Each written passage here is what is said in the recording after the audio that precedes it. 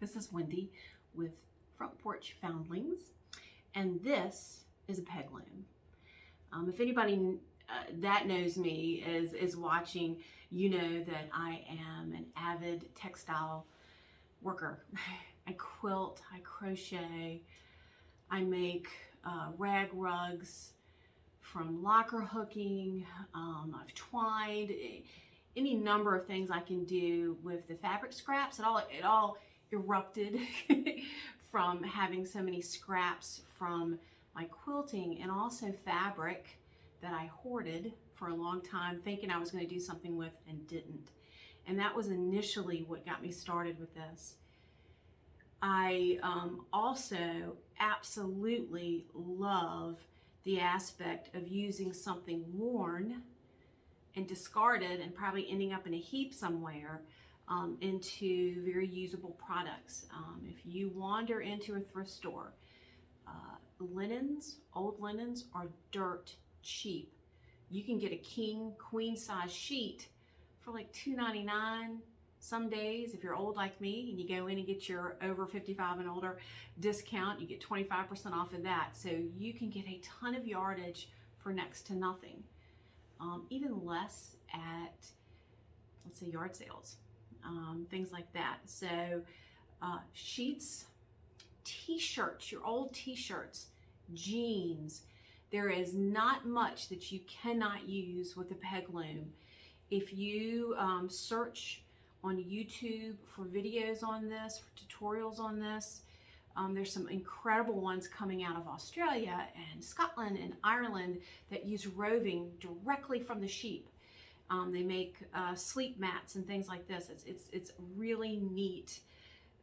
Yarn, obviously, you can use as well. My pegs are a little under 1/2 of an inch. I think they're 7/16 is the size of these. And they make for a nice tight weave. And I guess you're wondering, Wendy, what do you make with them? What does it look like? So this is an example of one I made with batiks. And this was a lovely sea glass coloration I used. I had a jelly roll of, which are 2.5 inch strips of all these different complementary colors together. And I cut the strips in half. So the strips of fabric I use are about 1.25 inches to 1.5 inches. If it's a really thin fabric, I'll go up to 2 inches or better to use it. But this was just a little mat I started with and played with, and I love it. It looks great, you know, sitting under my salt and pepper shakers and my napkin holder on my dining room table when I switch out decorating and stuff. And then this is all made from torn sheets that I got at the Goodwill. And it's a little less, what's the word I'm looking for? It's a little more rugged or primitive looking. You know, you still have a lot of the frays from where I actually tore the fabric. I didn't use a fancy cutter like I do with my quilting, the rotary cutter. You certainly can, and it's fast and gets a lot cut very fast. So you would have less fraying if you cut things that way, but I love the ripping. I can sit there and watch television with my family if I don't bother them too much with the sound of the ripping. But this is just a little bath mat or a, welcome mat. I even ran this through the washing machine. I wanted to see how it would hold up. You know, can you really make things and really use them? Because this looks all well and good, but it really, seriously. And the warp, or the string that you use that you weave over, comes out on the ends, and you can make it into fringe or what have you, or you can run it back in and have a very plain edging to it. And I used cotton yarn for this one, so it frayed a little bit more when I washed it. Looks yet even more rugged. So if you love this look, if you love the primitive look, everybody's into the farmhouse look, the used, the worn, the tattered, this fits it very, very well. But you can keep it a lot sleeker looking too, like I showed you with the batiks. I am going to work on a table runner, and I wanted a patriotic theme because, you know, all those wonderful holidays are coming. We're in April right now, almost May. I had a spool of crochet thread that's about size 10. So it's sturdy. It's sturdy and strong enough, and it, of course, was in the colorations. It happens to be a variegated red, white, and blue. I love it. And so the rules for making your warp is whatever length of the project you want, multiply it by 2, and then give yourself an extra foot. So I wanted about a 4-foot table runner. So 48 times 2, what is that? I don't know, 96, something like that. And then another foot to that. So that's how long you want your string to be. And then you run your string or your warp through the peg, and I'll show you how. I have one that I haven't started yet. You just put it through the little hole here. I don't know if you can see the hole in there. There, it's about 1/8 of an inch big. So even if you were using something chunkier, like a rugged wool yarn for your warp, then you could easily take a darning needle and run the yarn through that, and then run that together through here, and you should be able to get it through there without any problem. As long as something's flexible, you can do it, because it doesn't move from the peg, from that space. But you pull it, you double it, you pull it through, you bring it all the way down at the end. And then what I'm going to do, you don't want a ferocious tight knot, but you do want to knot it at the end. So if you've ever crocheted, you just do a slip knot. So I just loop it, and instead of pulling the end through, I'm going to use the working part, the one that goes back up toward the peg, and push a loop through there. So you end up with a little loop like that at the end. It just makes it easier if you want to undo your knot at the end when you are getting everything set. It was I cut and knotted, and I had strings that were too tight when I was first playing. So this really works for me. And you do want to have them all laid out. These are all laid out in front of me going down to the end of my table. And you want them, obviously, with the knot in there, all to be about the same length. An inch or so is not going to kill you, but you definitely want some consistency in that. But it just goes down in here, and you actually, the warp of your weave is going to be out in front of you. So this you can have in your lap, you can have on a TV tray. It can go, some of the longer ones can go across the arms of your chair. This is absolutely something you can do socially. You can take it to the soccer field and have it in your lap and do it while your kids are playing and practicing. You don't want to miss the game. You want to watch the game, but if they're practicing, you know. Anyway, so you can do this. It's just a very portable thing. You can walk away from it for weeks and come back and know exactly where to start, where you're doing. I made a bunch of balls of torn. I took a night or two watching TV with the guys and just tore fabric. And this is the blue one. And I tear them selvage to selvage. If you're working on yardage, if you're working on something that's off the bolt from your stash, or you just know there's particular colors you want, if you're gifting this to somebody for a reason, and you go to the fabric store and you buy fabric, the edges of your fabric have, you know, the information of the manufacturer, the colors, all the fun stuff. That's called the selvage. It's where it's hooked up into the machines to have it weaved. So I literally tear mine from selvage to selvage. Does it matter? Not really. It has more stretch in it sometimes, and then depending on which way you tear it. But it just, I know I have a very uniformed tears. And I will start off with trimming the selvage off.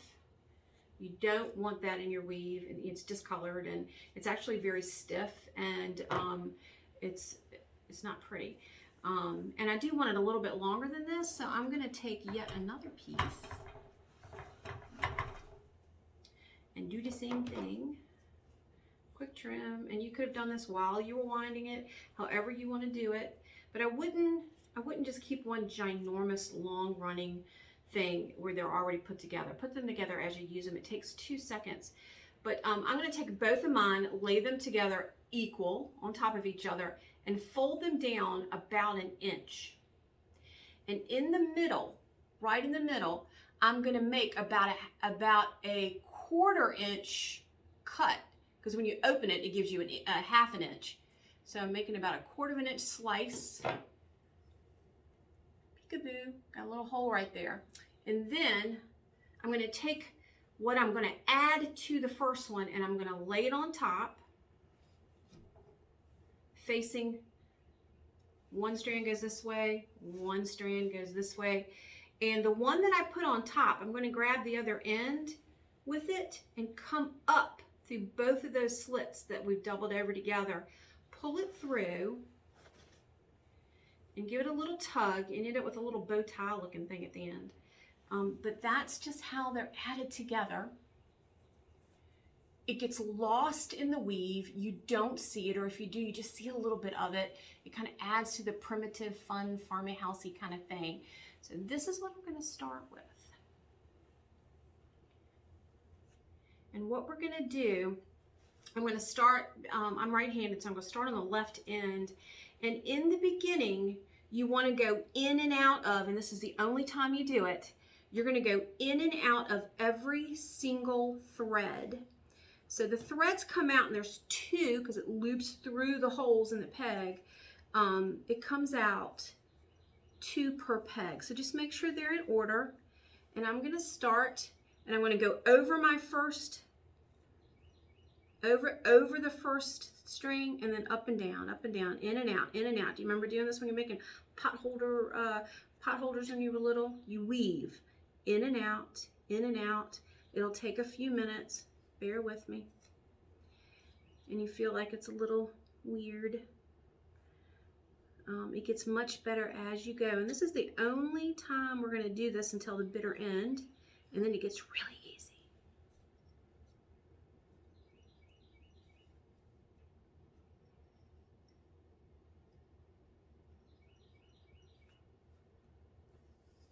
And straighten them out in front of you. No biggie. Pull it through a little bit. It'll straighten itself out. They don't get twisted. So I went under that one. I'm going to go over and under. Over and under. If you pull them a little taut, if you hold them with your hand, it's a lot easier. Learn as you go. Learn as you go. In and out.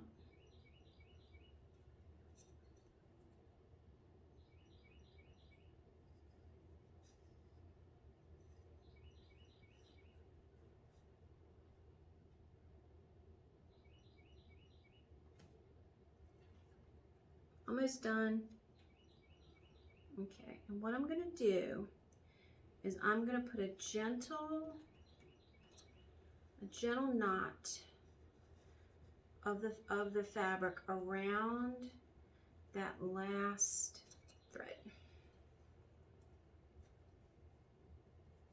I'm going to go around it and come back up through and make a knot. Just a gentle knot. We will weave that back in at the end. So here we are. We've done that. Straighten them out a little bit.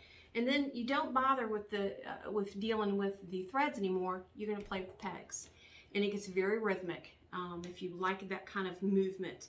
But I'm going to come around. And I'm just going to weave in and out of every single peg. This goes so fast. It eats fabric for lunch. So if you've got a stash, if you've cleaned out an estate of someone and you've got all these old linens, all this, all that,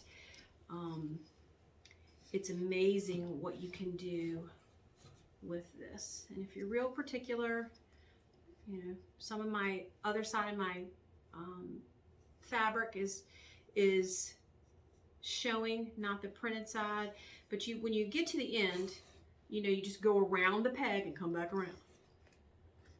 It's like running a relay.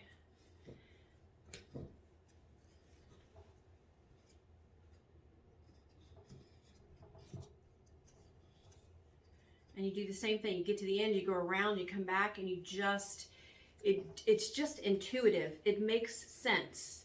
So here I am, very close to the end. I'm going to snag another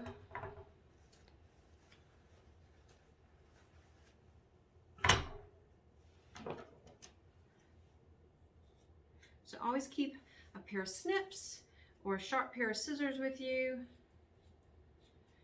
Again, I'm just going to lay these together, fold them down about 1 inch, right in the middle, do about a 1/4 inch snip, lay it on top, line up the holes together. My finger comes through both of them together, and bring the tail end of the one that you have that you're adding to it down and up through there, and snip, pull it, and then give a nice little tug, and again, they're joined. And we're just going to keep going. Now this, if you notice, you just go ahead and just kind of push your fabric down some, and you're going to start to see the weave. You're going to start to see your artwork come to life. How cool would it be if you went in and all those old ratty t-shirts that you just decided you're not going to wear anymore? What if you had your daddy's old plaid shirts and you were holding on to them because you didn't know what to do with them, and you're not a quilter and you don't want to do that? You can take that old shirting fabric and do the same thing. The arms you can cut into strips, around the body you can cut into strips. If you're lucky and your dad was a big old guy, you get a lot more fabric out of it. But how neat would that be to make a sweet table runner? You could even do it, make this basically your fabric, make new fabric out of the fabric, and end up sewing them together to make a pillow or something like that. So it's pretty endless with what you can do. You can make mug rugs, you can make coasters, again, rugs of every shape and size, table runners. It's endless. It's endless. Now, I am not overly OCD as some people are. So I'm not at the end of my row. I don't care. But I want to start with some red. And I've got a roll right here. And you vary it up. You mix it up. Different shades of red, different shades of blue. This can be a lot of fun. Adding my piece here. Give me a second. And we're going to do our trick. Lay them together, fold them, clip them. I just want to get to the part here where we actually move the weave onto the warp and off of the pegs.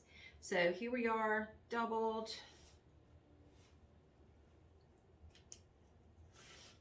Bringing it through, snug, and we're just going to continue on.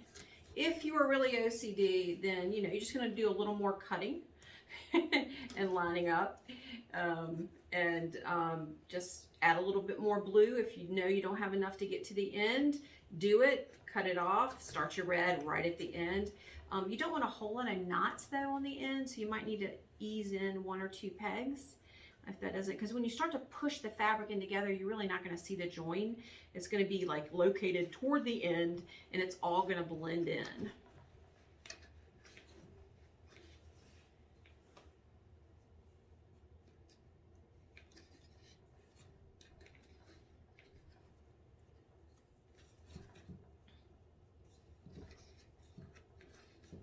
And you can fold your fabric in half a little, and like to show your color better if you're trying to keep it.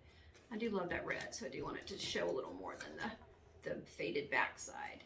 Now here's the thing, if you are being very frugal and you are using something, you are upcycling, recycling, repurposing, however you want to say it, then you use what you use. The batik that I used is a dyed method of producing that fabric, so both sides look identical. So if you get a piece of fabric twisted, right, it doesn't show. So if you're really particular, it has to be just so. You can use batiks, but again, this took a jelly roll. Well, no, I take that back, half a jelly roll. This little thing took 20 strips of width of fabric by 1.25 inches. So just so you know, this eats fabric for lunch. So it would not be an inexpensive project with the batik, Sure is pretty though. I love batiks, they're my favorite. But I love hunting. I'm a junkie. I love going out there and or I should say junker, and thrift and find a sweet lady I follow on Facebook has a company, her own business out of Arizona, and she's had these t-shirts made. Her name is Royce Bell Hunt, and she's Recycled Treasures, and she upcycles furniture and all kinds of found objects. She does incredible stuff, and she has these great t-shirts that says, you know, I'm happy with more junk in my trunk. And being a woman of size, I appreciate that. But anyway, it's kind of fun. Guess you had to be there. But here I am, back and forth, back and forth, back and forth.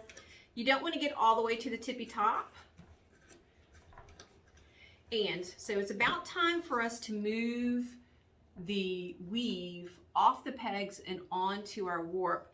You don't want to do it with it hanging at the end. It can get a little on the loose end. So what I do is I come back about, I don't know, 4 or 5, and I just leave it hanging here, okay?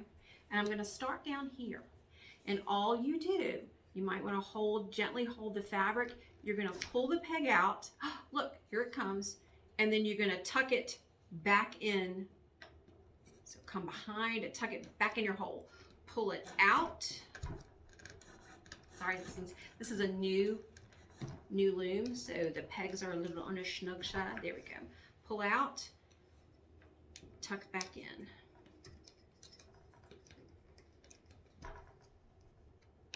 There we go. Pull out, tuck back in. Just make sure you don't snag your fabric in the hole. That's what happened a minute ago. And you just keep doing it. Keep doing it.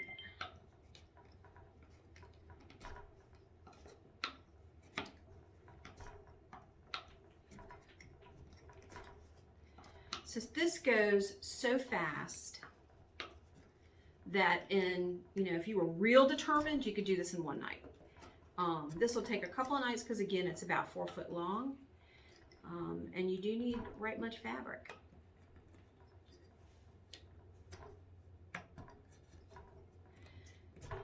And make sure you don't twist your peg so that the warp is getting wrapped around it. Just make sure it's still kind of coming out of both sides, and you've got it still facing the same general direction.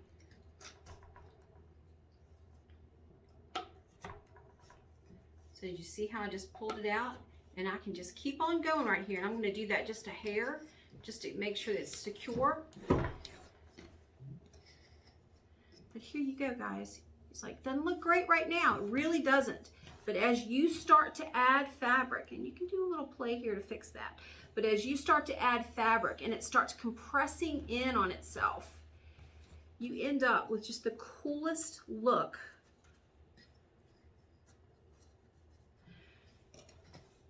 Can you see?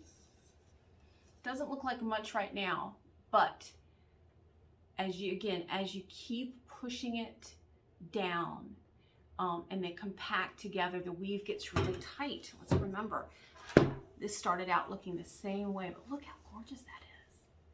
It's so sweet, and it feels amazing. It's, think about it, you can make chair pads out of this. Good stuff, good stuff. Thanks for watching. I'm going to post this on my YouTube channel and maybe Facebook if it's not too long. I'm just starting with all this fun technology and filming and such. And also, so that you know, I make these looms. Jean and I, Front Porch Foundlings is the name of our little side shuffle we've started, doing woodworking and some things. And I'm selling these for $22. And this one yields a really nice placemat or something smaller. Because you use a couple of these to make coasters or mug rugs. A placemat size, but I also can make larger ones. If you've ever seen anybody make sleeping mats for the homeless with plastic yarn, this is one technique they use. I tried to crochet those things. It drove me insane. I couldn't do it. Even with the giant, it was just too much. But this is wonderful with it. It's a great way to make them. So you can actually make them much longer. And I want to give a shout out to DIY on the House. Great couple who do this, taught this. This is how I learned to do this off of YouTube. They have wonderful videos on how to make these looms. That's how I did it.